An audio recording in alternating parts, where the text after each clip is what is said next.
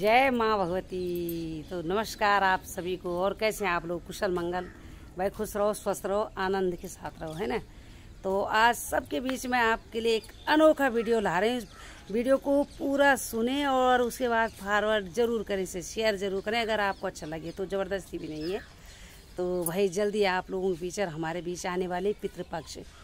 तो पितृपक्ष में ज़्यादातर काम तो भाई उनका ही होता है, जैसे घर के जो पुरुष वर्ग होते हैं, क्योंकि उन्हें तर्पण देने होते हैं, है ना।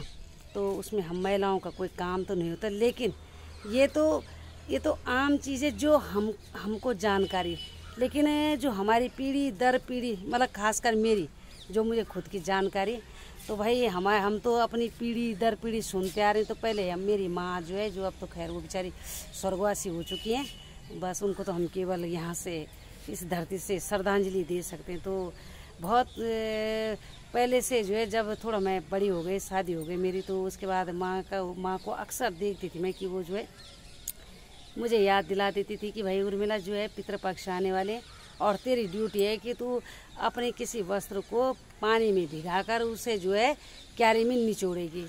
क्योंकि पितरों को, मतलब पितर जो प्यासे होते हैं, वो केवल धियाणियों का, जो घर की बेटियां होती हैं, उनके कपड़ों का निचोड़े पानी को पीते हैं, है ना। और फिर अगर निचोड़ पाए तो गंदे कपड़ों का पानी न पिए। इसलिए धियाणी को जो है स्वयं, जो हमारे जितने भी कपड़े होते हैं, उनका निचोड़ा पानी पितरों को जाता है। क्योंकि पितर लोग इस तरीके से ऐसे अंजलि लेके ना ऐसे करके खड़े रहते हैं कि हाथ फैला के रहते हैं। ये 16 दिन तक जो खड़े रहते हैं कि कोई ना कोई हमारा देगा। यदि उस घर के पुरुष मतलब ऐसे हो कि भाई नहीं मानते हो कि नहीं देते हम, है ना, कि जीते जी जो कुछ कर दे हमने कर दिया।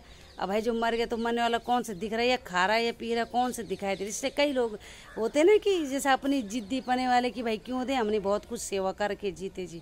लेकिन नहीं, जितनी भी बेटियां हैं पितृपक्ष में, अपनी पूर्वजों के लिए, जो हमारे पितृ लोग हैं, उनके लिए कोशिश करनी चाहिए कि अपना एक वस्त्र गंदा वस्त्र नहीं, जैसे मतलब पहना हुआ होना चाहिए। जैसे मेरे ये दुपट्टा है, जैसे शॉल होता है हमारा, और जैसे लड़कियों को होता है जैसे हमारी चुन्नी होती है, और जैसे हमारी साड़ी होती है, तो उसको निकाला, चाहे वो हमने पहन के कुछ दिन पहले पहना हुआ है, उसको निकाला और साफ पानी में, पीने वाले पानी में डिप किया बाल्टी में, और बाहर क्यारी में ले गए, या क्यारी नहीं है जिसके बाद तो नीचे ज़मीन तो है ही कहीं ना कहीं, और उसको निचोड़ दिया। तो उससे क्या होता है कि हमारे पितृ लोग उस धियाणी के आगे पीछे इस तरीके से ऐसे हाथ फैला के ना ऐसे पानी पीने के लिए तैयार रहते हैं। तो हमें वो चीज़ ध्यान रखना चाहिए। अब आप लोग बोलोगे ना कि क्या अजीब सी बेवकूफ़ जैसी वाली बात बता रही, लेकिन बेवकूफ़ जैसी बात है नहीं। ये जो मैं अपनी पीढ़ी दर पीढ़ी सुनती आ रही भाई, जैसे हमारी माँ को उनकी माँ ने बताया, उनकी माँ को उनकी माँ ने बताया, है ना। ऐसे मेरी दादी भी बोला करती थी, और ये चीज़ मेरी माँ भी बोला करती थी। तो मतलब भाई अपने कुल खानदान में जो मैं हूँ, मुझे तो पता है ही। अब औरों का तो मैं क्या जान सकती हूँ, है ना। सबके अपने अपने रीति रिवाज हैं। लेकिन जब उन्होंने कुछ बोला होगा, पुराने लोगों ने, हमारे पिछलों ने बोला है हमें, तो पीढ़ी दर पीढ़ी चल रही है। अब आज जो चीज़ मैं करूँगी, ये चीज़ कल मैं अपनी बेटियों को बताऊँगी कि भाई हम भी तो कल उनके पूर्वज होंगे, पितृ होंगे।